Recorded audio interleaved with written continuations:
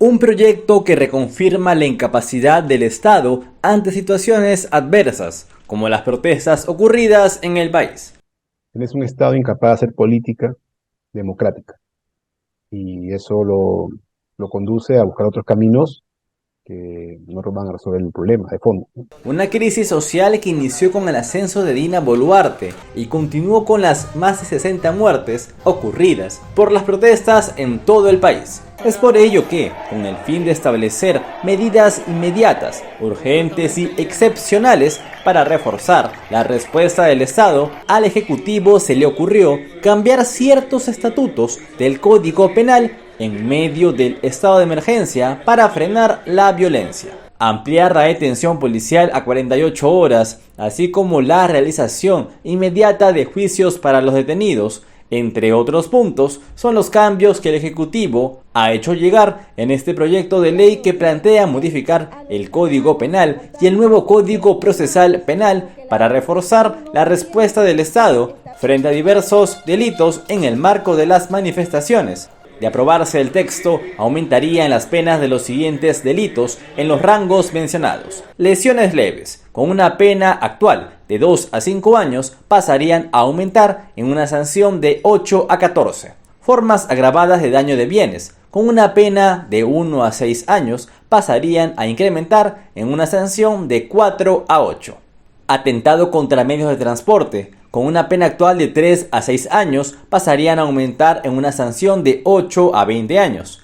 Entorpecimiento al funcionamiento de servicios públicos, con una pena actual de 6 a 8 años, pasarían a incrementar en una sanción de 8 a 10 años. Disturbios, con una pena actual de 6 a 8 años, pasarían a incrementar en una sanción no menor de 15 años. De pronto, ciertos delitos con estos agravantes se vuelven más serios que otros delitos que tú dirías, oye, pero esto es mucho más serio que esto y resulta tener una pena mayor. Ese es un problema de política criminal que genera muchas críticas, ¿no? Este controversial proyecto de ley se da en medio de un estado de emergencia que se prolongará hasta el 14 de marzo.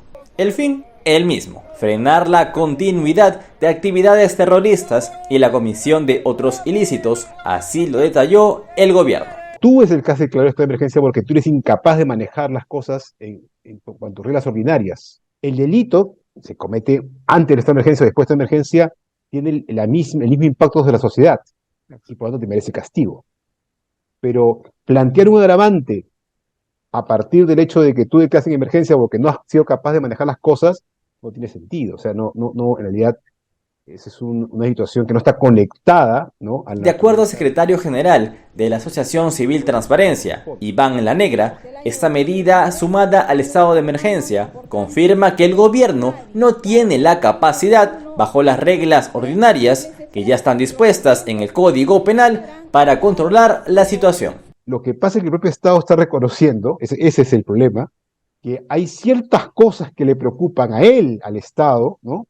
Porque lo afectan a él, no porque le afectan los bienes jurídicos que esos delitos protegen. La vida de la gente, la salud de las personas, la integridad de los bienes públicos, ese delito se puede cometer sin estado de emergencia o con estado de emergencia y la situación es exactamente igual.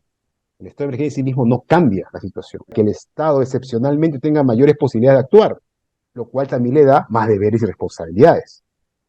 Es más bien el Estado el que es más responsable, no el ciudadano. Para el experto, el Estado demuestra dos falencias puntuales: impotencia e incompetencia. Argumentó que ello ocurre debido a que ni siquiera el estado de emergencia ha servido como mecanismo para aflorar los objetivos que el gobierno había plasmado. Nativa Televisión ha podido conocer que el proyecto ya se encuentra en la Comisión de Justicia y Derechos Humanos, presidido por el congresista Américo Gonza de Perú Libre, para su evaluación.